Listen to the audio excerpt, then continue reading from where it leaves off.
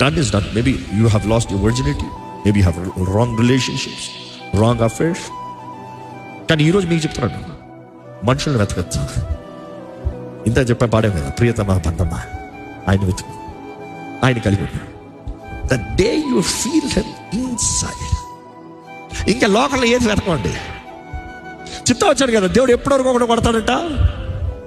వాళ్ళు లేకపోతే, వీళ్ళు లేకపోతే, ఇది లేకపోతే అంతా కొడతాడంట, అందరం తెస్తాడంట. ఎప్పుడు వరకు రావాలంట?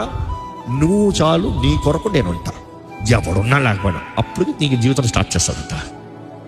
సార్ తెలుగు, మీ జీవితంలో దేవుడి ఆధారం చూసుకోండి, దేవుడు బట్టి ఉంటాడు.